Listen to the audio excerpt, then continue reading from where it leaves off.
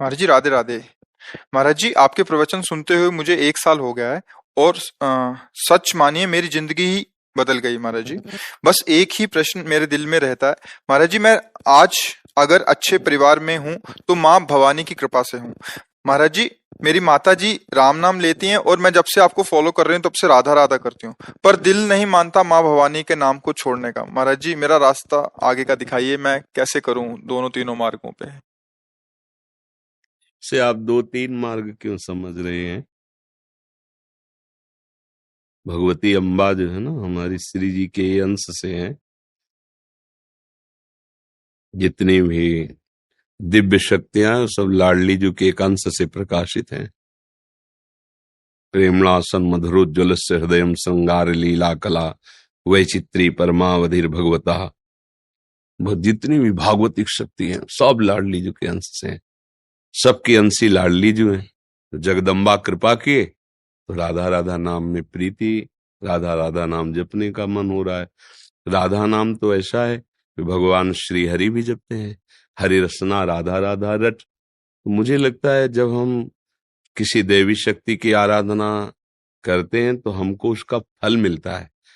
तो हमें तो लगता है कि आपको फल मिल रहा है, जो सत्संग सुनने को मिल रहा है, जो आप राधा नाम में प्रीति कर रहे हैं, इसमें ये संशय नहीं करना चाहिए कि मैं अम्बा जी को छोड़ रही हूँ क्या, या राम जी को छोड़, ऐसा नहीं। जैसे अपने भी पूर्व में भगवान शिव और माता जी के उपासक थे, उन्होंने कृपा करके इधर भेजा और हमारे हृदय में वृंदावन की प्रति आसक्ति, प्रिया प्रीतम की भक्ति। तो ये हम उनकी सेवा का कृपा प्रसाद कि वो जगत गुरु भगवान शंकर हमको इस मार्ग में लगाया। तो अगर हम सद्भावना से सोचें तो तत्व तो एक ही है, 10-20 तत्व तो है नहीं, भगवान तो एक ही है। वो प्रेरित करके अब इस नाम रूप में लगा रहा है, तो मुझे संशय नहीं होना चाहिए। अगर दुविधा और संशय बना रहेगा तो अशांति हो जाएगी हृदय में। तो दुविधा संशय ये बड़े बड़ों को गिरा देता है, संशय नहीं करना। जैसे भगवान शिव ने जब भगवान राम जी को देखा कि हे खग हे मृग हे मधुकर श्रेणी तुम देखी सीता मृग नैनी, ऐसा पूछ रहे, पर भगवान शिव ने प्रणाम किया, जय सच्चिदानंद परम धाम की जय हो। तो अंबाजी को लगा कि अगर ये सच्चिदानंद है तो वृक्षों से क्यों पूछ रहे हैं, खग मृग से क्यों पूछ रहे हैं कि मेरी सियाजू को देखा है क्या? वो तो जैसे सर्वज्ञ भगवान शिव ऐसे सच्चिदानंद राम जी हैं, पूछ क्यों रहे हैं? वो अगर सर्वज्ञ नहीं है तो भगवान शिव ने प्रणाम क्यों किया? अस संशय मन भयउ अपारा, बार बार उस सोच पर वो संशय, उसका परिणाम ये हुआ कि भगवान शिव ने समझाया।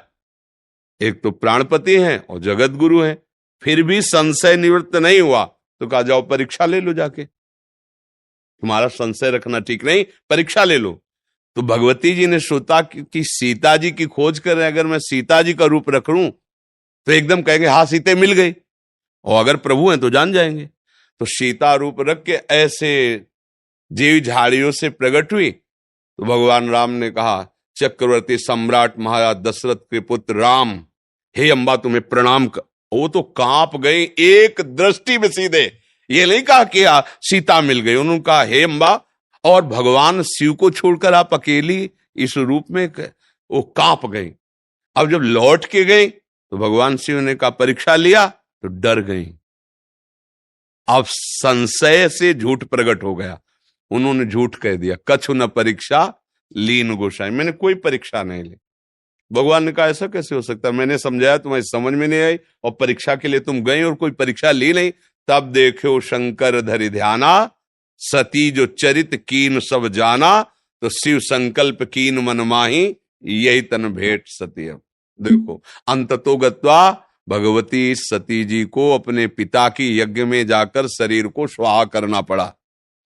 तो हमें लगता है कि हमें अपने गुरु मार्ग पर, अपने परमार्थ पर ज्यादा संशय टिकाना नहीं चाहिए। संशय हो सकता है, हमको उसको तुरंत निराकरण करना चाहिए। अगर संशय बना रहा तो उसका मतलब है फिर आगे चलकर हमें गिरना पड़ेगा। संशयात्मा विनश्यति, फिर वो हमारा कुछ न कुछ गड़बड़ करेगा। तो अपने को संतवाणी, गुरुवाणी, इसके अनुसार अपने हृदय को जल्दी से जल्दी एक निर्णय पर पहुंचा लेना चाहिए, संशय नहीं रखना चाहिए। तो हमारी राय तो ये है कि जब हम प्रभु की आराधना करते हैं तो हमको जहां चाहते हैं वहां पहुंचा देते हैं, वही गुरु रूप से मिलते हैं और वही हमको इष्ट रूप से मिलते हैं, तो वही प्रेरणा करते हैं, वही मार्ग दे देते हैं। मुरारी लाल जी महाराष्ट्र से। गुरुदेव आपके चरणों में कोटि कोटि प्रणाम। गुरुदेव, भक्तनामावली में एक लाइन आता है, तानसेन अकबर करमेती मीरा करमा भाई। महाराज जी, तो अकबर जी को यहाँ भक्त बताया गया। महाराज जी मुझे समझ नहीं आता बात इसका ये क्या है तात्पर्य है कि कोई कैसे भी आचरण वाला हो, यदि वो महापुरुषों के चरणों का आश्रय ले लेता है तो भगवान ने कहा, अपिचेसु दुराचारो भजते माम अनन्य भाग साधुरेव समंतव्या सम्यक व्यवसिता। ऐसा पहले दुराचारी रहा, पर अब उसने निश्चय कर लिया कि भगवान के सिवा अब हमारा कोई नहीं जो उद्धार कर सके, तो भगवान कहते मैं उसे साधु बना देता हूं। तो श्री स्वामी हरिदास जी महाराज ललिता सखी के अवतार है, अकबर उनके दर्शन किए आकर के। अकबर बड़े बड़े संतों से मिला, संतों का आदर करता था। एक राजपद पर होते हुए उसने कुछ ऐसी जो रजोगुणी क्रियाएं होती, और उसके अंदर एक गुण था। संतों का स्वभाव हंस जैसा होता है, जैसे पानी और दूध मिला के रख दो तो हंस पानी छोड़ दे, वो केवल हंस ही कर सकता है, दूसरा नहीं।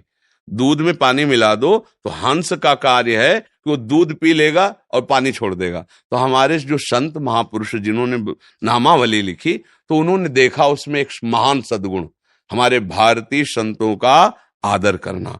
तुलसीदास जी, सूरदास जी, स्वामी हरिदास जी, बड़े बड़े संतों के पास जाना या उनको बुलाना और उनको भागवतिक आदर करना, इसलिए उसका भी नाम भक्त नामावली में, क्योंकि भगवत रसिक जी के परम आचार्य श्री स्वामी हरिदास जी हैं। वो स्वामी जी के दर्शन करने आया, संतों के पास बैठता था, बड़े बड़े संतों की सभाएं अपने दरबार में लगाता था, इसलिए उसको एक सद्गुण, संतों के चरणों के प्रति नमन होना, साधु समागम करना।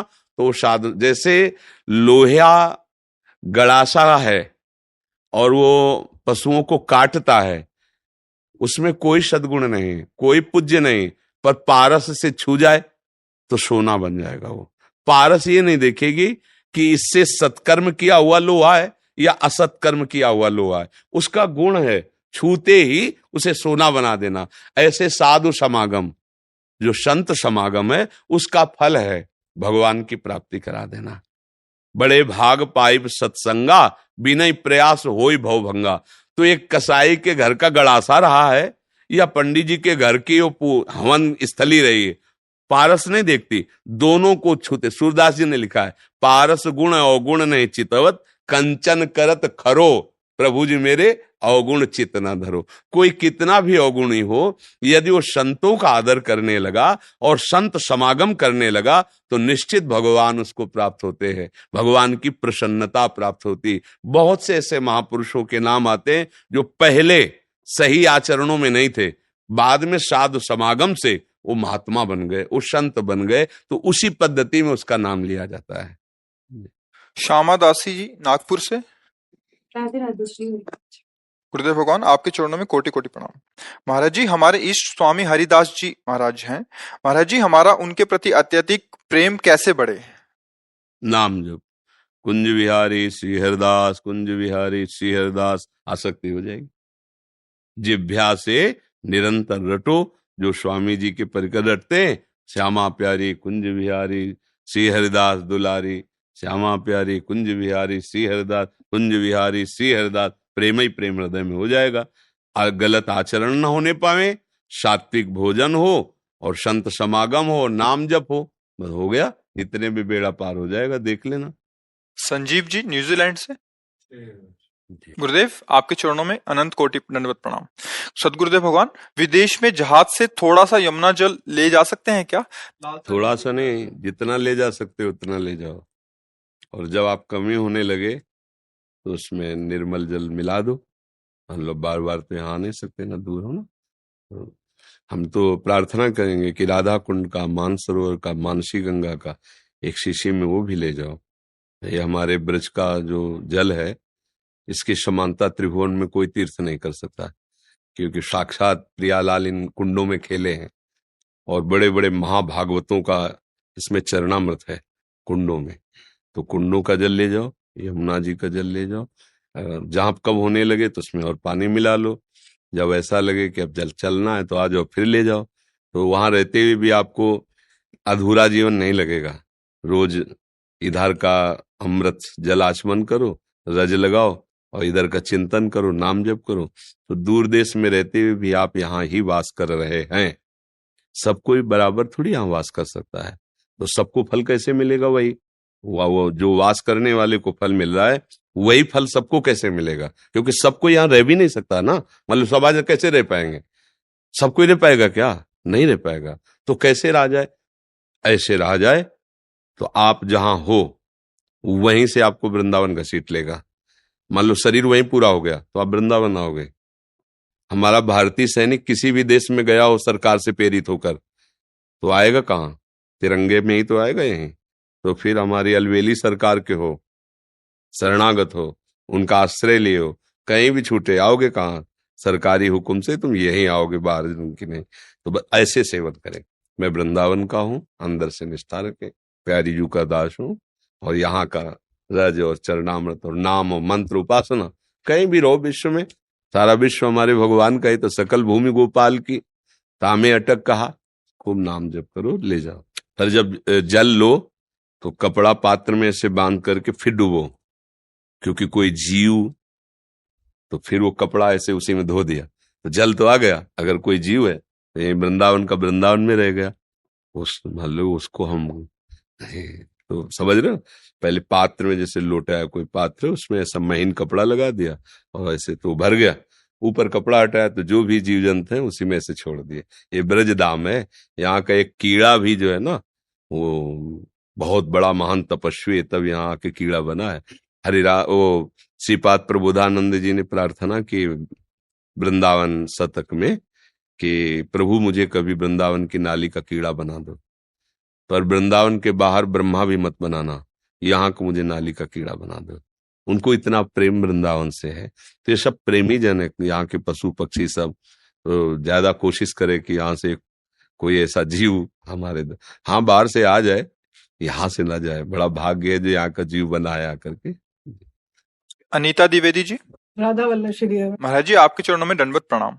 गुरुदेव भगवान, नाम जप व मंत्र जप कर रही हूँ, आपकी कृपा से 11 माला जो आपने आज्ञा किया है वो भी कर रही हूँ, परंतु गुरुदेव मुझे वो तड़प चाहिए जैसे बिन जल मीन तड़पती है, वो विरह कैसे आए? कृपा मार्गदर्शन करें।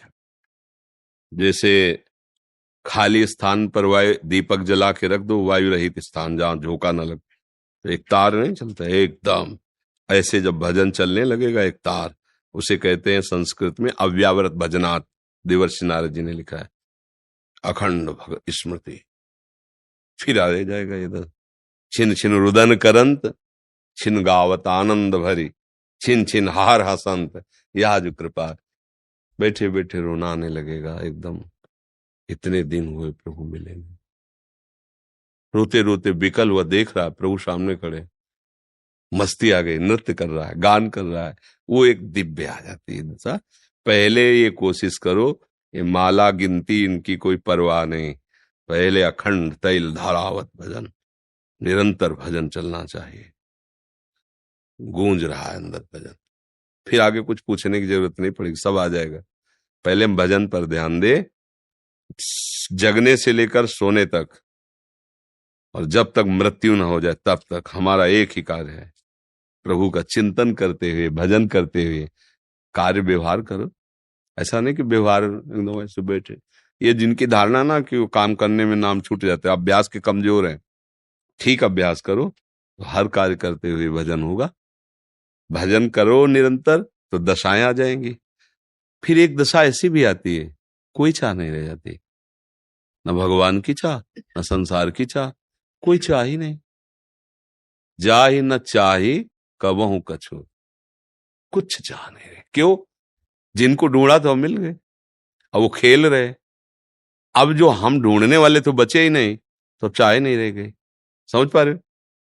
ये खेल ऐसा है कि खोजने निकले तो जिसको खोजने निकले जब वो मिला तो खोजने वाला गायब हो गया, अब कोई चाह ही नहीं रह गई। ब्रह्म नहीं, माया नहीं, नहीं जीव नहीं काल, अपनी हो सुध ना रही, एक रहे हो नंदलाल। बस श्याम। अब वो भगवान के साथ दिव्य लीला पात्र बन करके लीला हो रही।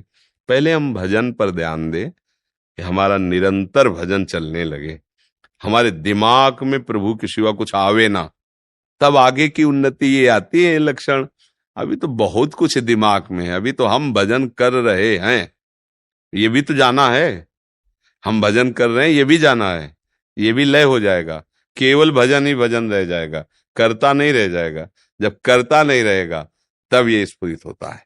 अभी करता है, जब तक करता है तब तक मूढ़ता रहती है, सूक्ष्म से सूक्ष्म विमूढ़ात्मा करता हमिति।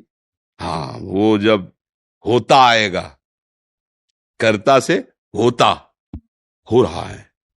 आप भजन कर रहे हो रहा है, आपने किया, हो रहा है, खुद आपको अनुभव होगा, क्योंकि आप हो ही नहीं कहीं, तो आपको खुद अनुभव होगा कि नहीं नहीं मेरे द्वारा कुछ नहीं हो रहा, मेरे प्रभु सब बैठे करा रहे। आपको अनुभव होगा, वाणी से नहीं, छाती में अनुभव होगा कि वो बैठा सब कर रहा है। अब दशाएं बदलेंगी। तो अभी तो देहाभिमान बैठा है, अभी तो पहले इसको रद्दी कागज करना है, देहाभिमान को। नाम जप करते रहो, सत्संग सुनते रहो, ये सब ठीक हो जाएगा। यही एक औषधि है, पर ये बहुत बड़ा बीमारी है, बहुत जन्मों से लगी है। हम चाहते महीना 2 महीना 10-20 माला जपे और फौरन भगवत साक्षात झंझट खत्म हो जाए। ऐसा ले समय लगता है। दीर्घ काल, पातंजलि जी कह रहे हैं, दीर्घ काल निरंतर सत्कार सेवितो दृढ़ भूमि। अगर दीर्घ काल तक निरंतर आदर सहित मंत्र जपा जाए, नाम जपा जाए, तो फिर हृदय दृढ़ भूमि, दृढ़ निष्ठा आ जाएगी। अब भजन की निष्ठा ही तो ये भाव आ गया, भजन से ही तो भाव की प्राप्ति है। अब ये भाव आ गया, कभी रो रहा है, कभी हंस रहा है, कभी गा रहा है, कभी नाच रहा है, कभी समाधिस्थ है, कभी बाहर से विक्षिप्त सा दिखाई दे रहा है। परमानंद की बाढ़ आ जाती है, पर ये कोई विशेष भजन करने वाले पर आते हैं। अभी अपने लोग तो बैलेंस बना के चल रहे ना, थोड़ा प्रपंच थोड़ा भजन, नहीं तो उब जाएगा मन ना। जब इतना हो जाए कि और कछु न सुहाए तिनको, जुगल सेवा सुख पगे, आप श्यामा श्यामा, कुछ अच्छा है अंदर की बात, तब तो निरंतर चलेगा। जब कुछ अच्छा लगता है तो हमारा अंतर पड़ा ना, उधर वृत्ति गई ना। जब वृत्ति ही नहीं गई, जैसे गोपीजनों को कुछ अच्छा नहीं लगता था, तो मुरारी पादार्पित चित्त वृत्ति, बेचना चाहती दही, निकल रहा कोई गोविंद ले ले, कोई दामोदर, बावरी है देखो। विक्रेतु कामा खिल गोप कन्या, मुरारी पादार्पित चित्त वृत्ति, तो दध्यादिकम मोह वशाद वोचत गोविंद दामोदर माधवेती। कोई गोविंद ले ले, कोई दामोदर, तो बोले बेच क्या रहे।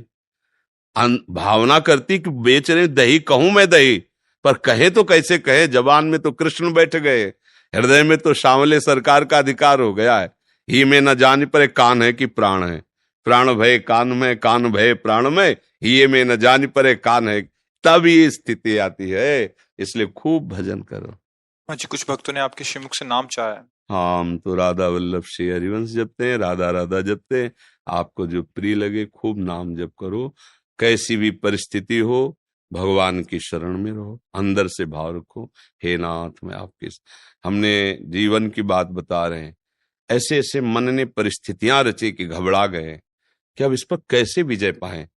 और जहां प्रभु को पुकारा है, उनसे विनय किए, प्रार्थना की, गिड़गिड़ाए असलियत में। आप भी कहोगे हम भी तो पुकारते हैं, असलियत में नहीं। असलियत का मतलब होता है अब कोई रास्ता ही नहीं आपके सिवा, कोई है ही नहीं प्रभु।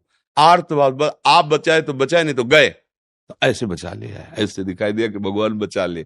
अपने लोग पुकारते हैं ना, गेम इधर बन जाए तो बन जाए, उधर से बन जाएगा, उधर बन जाए, और वो सर्वांतर्यामी, वो जानते हैं ना, वो तभी पुकार सुनते हैं जब आपकी वास्तविक बात अंदर हृदय में आ गई कि आपके सिवा कोई नहीं है। वो पुकार बिल्कुल बिल्कुल जैसे फोन मिलाया उठा लिया, ऐसा होता है। और जब हम ऐसे अन्य सब आश्रय लिए होते हो, कहते हो भगवान सुन लो हमारी पुकार, रक्षा करो, तो आप कहोगे हजारों बार कहते हो हमारी नहीं सुनते। उसका कारण है कि हजारों आपके अंदर अभी बल हैं, और सुनेरी मैंने निर्बल के बल राम। अब तो बस अपबल तपबल और बाहुबल चौथो बल है दाम, सूर किशोर कृपाते सब बल हारे को हरिनाम। हार गया प्रभु, अब आप संभाल, वो संभाल लेते हैं, बस संभाल।